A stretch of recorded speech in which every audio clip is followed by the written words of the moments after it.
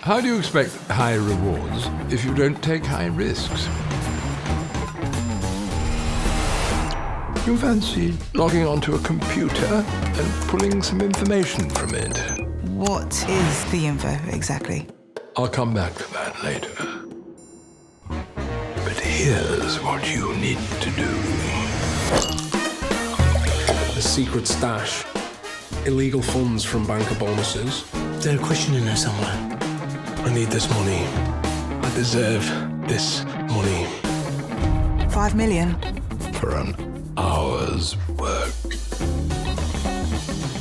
I'll be back here at 1500. Take the bag. What the hell is that? Protection.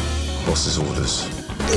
Find the back entrance. You'll have a map to direct you to the remote terminal.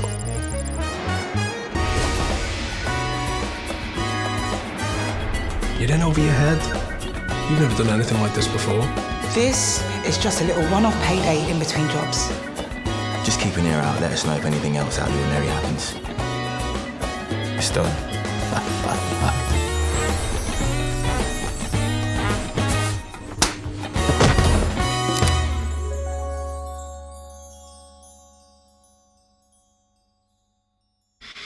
Goodness. Yeah. Hello. How are you? You're the master of technology, I am. Well, it's a really sharp image. You look sharp. You've got a lovely sort of veiled quality. That's not the first time I've heard that. How are you? All right, I'm fine. Excuse me. I've got a bit of something in my throat, but I'm fine, yes. Would you like to get some tea or something? I've got tea, don't worry. It may be the tea that's making me so phlegmy. I'll take a phlegmy Simon Callow. I'll take an unphlegmy. I'm very thrilled to have you. Really am. It's such a pleasure. Thank you for making the time to do this. Not at all. And that's it. I will end it here because it can't go downhill for me. It's interesting. Besides being you may be the first person or Brit with a CBE after their name that I've had on here. Ah, gosh, I'm sure I won't be the last. Although I may be wrong. Now, is Sir Kenneth Branagh? Is he? I don't know that he has the same Order of the British Empire type of title. He might be a KBE, which is a Knight of the British Empire, or he might be. There's something else that Knight. Oh, yes.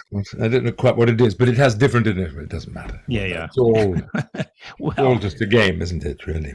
Sort of, I suppose. But Well, it's the idea of being, as I am, a commander of an empire that was officially wound up 60 years ago. That's got a nice Alice in Wonderland quality to it, hasn't it? It does. Yeah. Is that something that you've? How do you feel about that when that's now associated with this title is associated with you? Is it something of a great amount of pride about, or is it something that's making you self-conscious, or maybe you've had a series of sort of experiences with this? I mean, you got used to it, It doesn't come up very much, to be honest. Okay. Not many people call me Commander Callow, but regrettably. I'll start it. Thank you. That's great. I am an honorary bencher of the Middle Temple. You know what that is? It's in the law courts here, and it's a great honor to be made a bencher. A bencher basically is a barrister, a lawyer, and but I'm an honorary one. But the honor allows me to call myself or be called Master Callow. Oh. So it's many years since I've been called Master Callow, but I'm rather excited by this one. Well, it's nice when these honours have some practical aspect to them. For example, famously, as a freeman of the City of London, I'm entitled to drive sheep across London Bridge. But also, perhaps more directly useful, if I'm very, very drunk, I'm entitled to ask a policeman to take me home. They can stop all the traffic Exactly. while you herd your sheep over the Exactly. bridge. That's Drunkenly. Brilliant. Yeah. I've heard things over the Brooklyn Bridge, but not sheep. I'll show you the photos afterwards. Is it true? And we will get to the payday, which you are among the cast members. It opens on November 11th here in the States. But good. We'll get to that, and you have a lot of close-ups. I just want to add. So if you're out there, if you love Simon Callow's face, the good news is you'll see camera work that highlights portions of it throughout, especially your mouth. Yes, there's a lot of my mouth, isn't there? Yeah. You're on the phone a lot. So is it true, though, just to clear up any maybe rumors, is it true that when you were starting off that you wrote a letter to Sir Laurence Olivier? I did. I absolutely did. I was very stage struck, but I had nothing to do with the theatre. Obviously, it was I was in my first job, my very first job. I left school at 18, determined above all not to go to university, and so I wasn't really quite sure what I did think I'd be able to do. So I went and worked in a bookshop, which was very obvious for me to do with my bibliomania. But from there I sallied forth a lot into the West End of London and to all the various theatres. And one of the most remarkable theatres in London at that time was the National Theatre, which was in residence at the Old Vic Theatre before the big new building was built, and it was run by Sir Laurence Olivier, who was not only the director of the company, but also the leading actor in it. And it's hard to really now describe how extraordinary Laurence Olivier's position in the British theatre was. I mean, he was titanic in a way that absolutely nobody is. Not only titanic by reputation and by personality, but by talent. He was an utterly extraordinary actor, the like of whom I have never seen since. And I saw him again and again at the National Theatre. So one day I was there at the National Theatre attending a performance, and I suddenly thought, what a wonderful organisation this is. And everybody who works here, as far as I can see, the ushers, the people in the box office, the people in the coffee bar, the people in the bookshop, and the ushers and so on, everybody seems to be tremendously animated by the idea of this theatre. And it was, I think, probably at that time the greatest theatre possibly in the world. I mean, certainly by reputation, Maggie Smith, Joan Cartwright, and all those, Sir John Gielgud, Sir Ralph Richardson, Peggy Ashcroft. Maggie was... Never heard of any of those people. They sound pretty awesome, though. Exactly. Anyway, so I just thought, what a wonderful thing that this exists. It was as simple as that. And so I sat down and I wrote him a letter, and I'd had some success with writing to the famous and the great insofar as I wrote only a little earlier to the Queen, telling her that my great-great-grandfather had written a monograph about St. George and sent it to her grandfather, King George the Fifth, and unusually he had accepted it into the Royal Library, and we didn't have a copy of it, and I asked her if somebody could make a copy of it and send it to me. And so I forgot really about it for some time, and then a few months later the postman knocked on the door with an awed expression on his face, because he had a letter in his hand which said, "On Her Majesty's private service," and no stamp on it. Sure. So, and the letter was very charming and said, Her Majesty has asked me to write to you, and they gave me a copy of it, which I still have. But anyway, so I kind of emboldened by this, I wrote to Sir Laurence, and to my amazement, I got a letter by return of post, because I explained to him in 3 foolscap, very closely typed pages, what an excellent theatre he was running. And he wrote back and said, well, if you like it so much, why don't you come and work here? There's a job in the box office. And so I came and worked in the box office. And it's a wonderful place to work in a theatre because there are no illusions in the box office. You know exactly which show is doing well and which show isn't doing well, what the public are saying about these shows, and so on. And so that was my real introduction to the theatre, and it couldn't have been a more extraordinary one because the theatre was just filled with these godlike figures to me, and also by all the other people who work in the theatre that I found out about, the backstage people, the stage management, all the people that go into making a theatre. Yeah, it was as though you were going to a university or something. Yep, exactly. And the best of it was that on Monday they didn't do shows in the Old Vic, they just rehearsed on stage. And I used to creep in and watch Peter Brook directing John Gielgud, Sir Lawrence directing the young Derek Jacobi and Maggie Smith and so on. And I thought, well, goodness me, this is an awfully good job. I like this job very much, this acting thing. Not because it was glamorous, but because what I saw basically in rehearsals was people standing around saying, well, I don't know how to make this scene work. I don't know. What do you do? I mean, I can't make it work. And somebody said, well, why don't you try coming on left instead of right? And you say, yes. All right. Oh, great. Thanks. That really works. I thought, what a good job solving these kind of problems. And that was it, really. I ran away then to university just to learn how to act. And then I realized that I was so bad that it took rather more intensive maneuvers to get me into shape. So then I left university and then went to drama school. Well, is it fair to say, oh, by the way, in my younger years when I was, we would get all the wonderful movies often with Derek Jacobi and Jeremy Irons.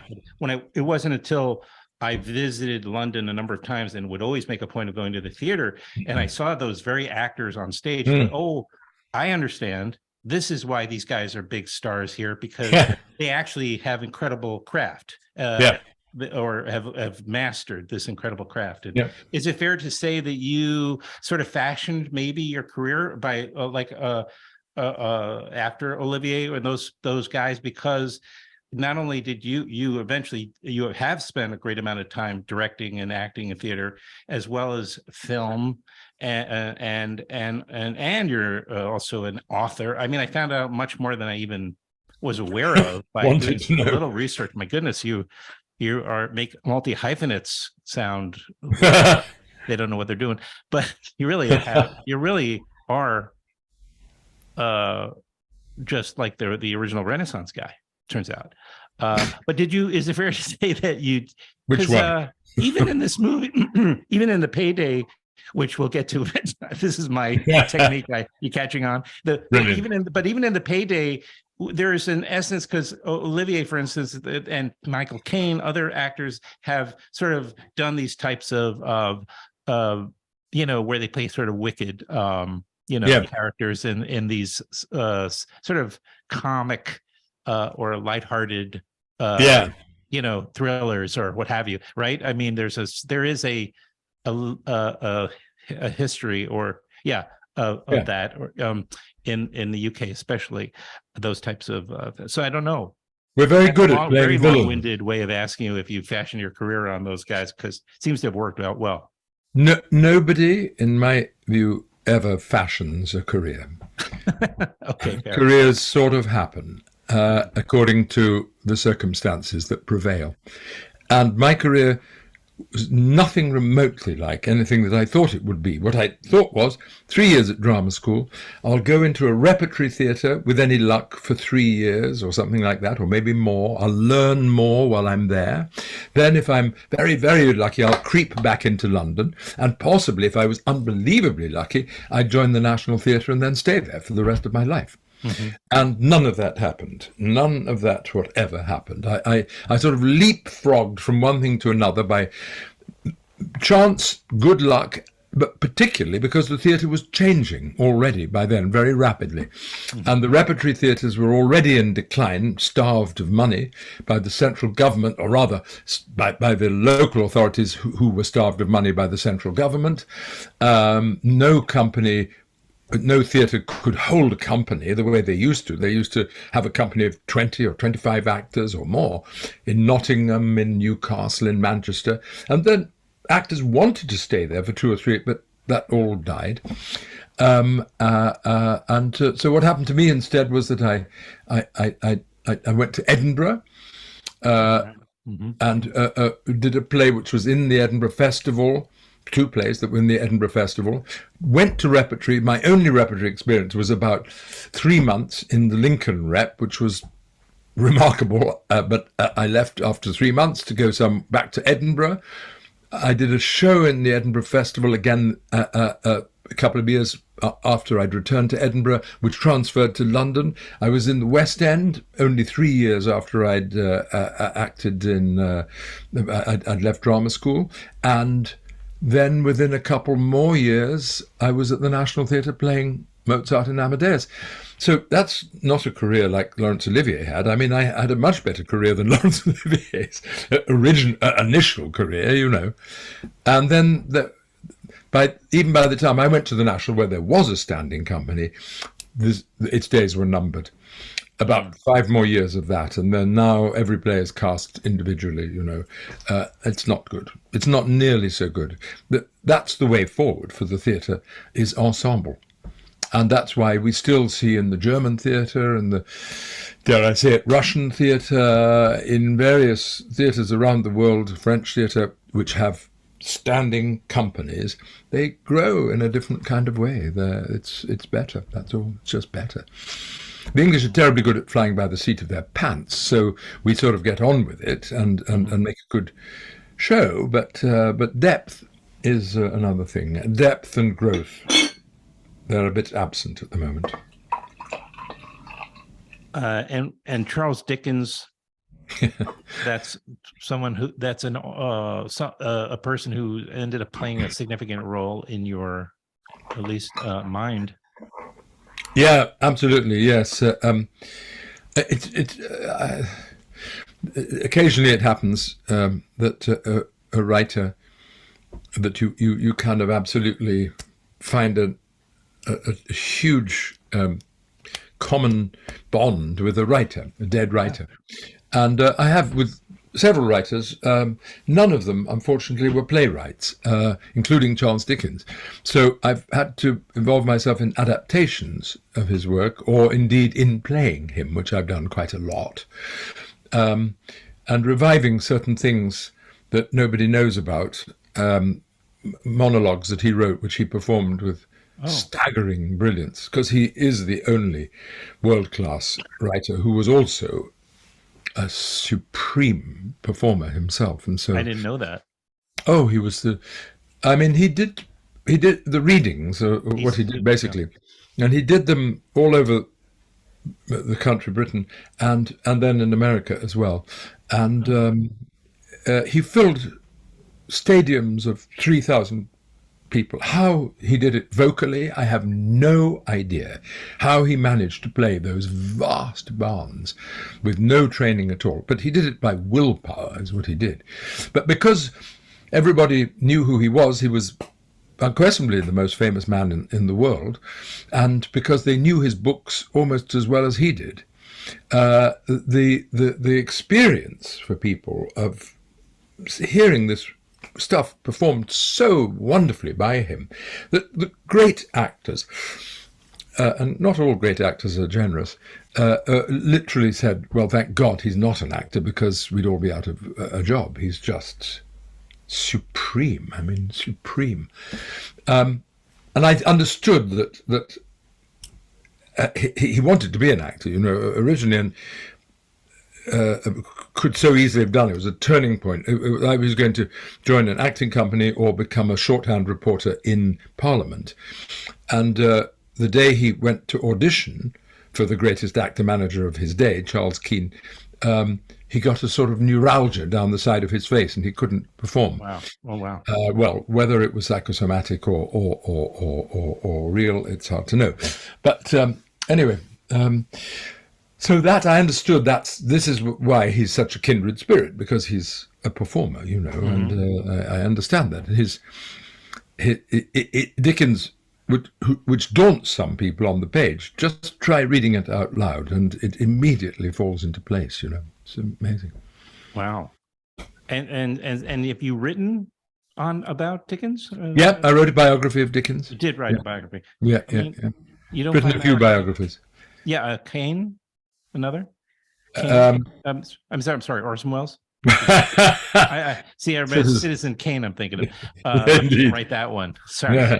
I've been writing a book about Wells now since 1989, and 3 volumes of it have come out, and the 4th and final needs to be written.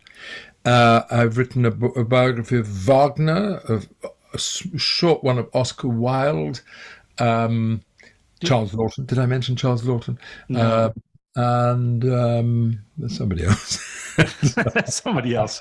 I can't quite remember. What about and yet not an autobiography? Does that not interest you? Well, yes, no. I suppose my first book is an autobiography of sorts, being an actor, and then there's a book called My Life in Pieces, which is a collection of many of the things that I've written, but interspersed with.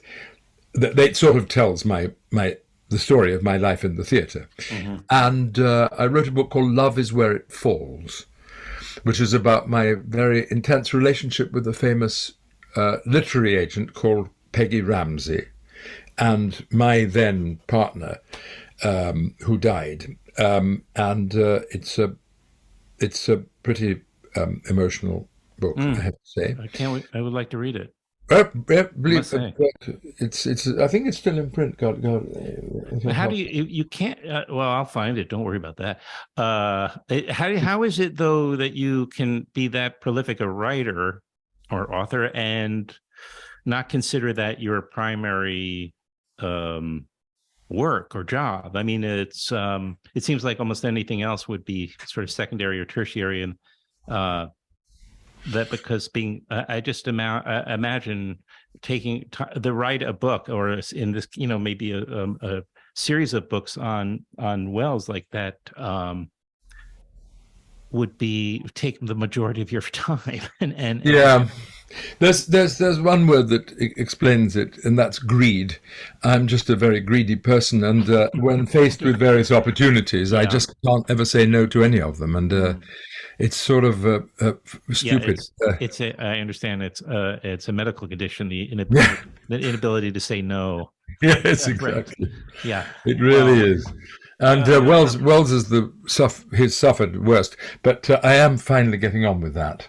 In a couple of weeks, I'll start that. And I write. One of the great pleasures of my life is I write reviews for the New York Review of Books. And that's a pretty serious shit, because they're jolly long, and it's a sort of paper of record, and they're very, very scrupulous, like the New Yorker, about every tiny fact or factoid that you might serve up. So I'm just reviewing Paul Newman's memoirs. You know, they've just come out, Extraordinary Life of an Ordinary Man, it's called. And they're about 7,000 words long, these reviews. So they're which is only slightly longer than Paul Newman's memoir. Absolutely right. It's true. No, having seen that 4-part interesting, wasn't it? Documentary series, though, that was just amazing. The Ethan Hawke project. It was fascinating. Yeah. And then what was it? I was just going to say, people should check out SimonCallow.com. You actually also, your writing is available for consumption on your website as well. Just an incredibly prolific guy. I don't know how or why you made time for me. That makes no sense. You're in this new, I guess you could call it a thrill ride. It's a romantic comedy. Yeah. It sort of has a tone, could have fallen off a number of times because the tone is so important for a film like this that is trying to do a number of things at the same time, genre wise. Yeah. I think it does succeed Maybe the only flaw is that you're not in it as much as I'd like to see, but that's always the case, even when you're the star of one of the stars of a movie. So I'm like homeopathic treatment. A very small amount of me is more effective than a larger. You don't want to build a resistance to Simon Callow, so only small doses, right? Exactly.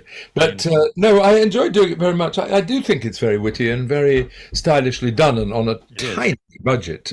Really confident work, and it's great to find very young filmmakers with such confidence. It's just great. It's lovely. Well, I hope to see you.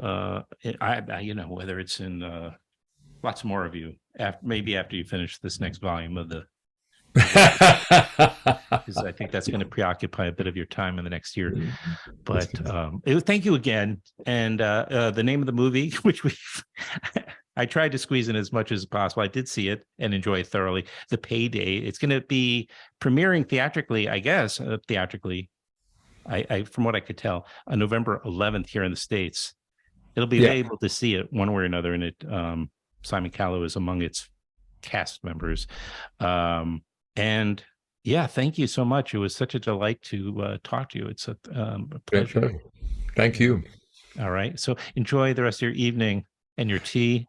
I'm gonna look for start catching up on your books. I'm a voracious reader myself. So well, there you are. Shame on me for not having read any of them yet. Indeed. It's a disgrace. Thank you. Bye-bye. All right. Take care. Have a good one.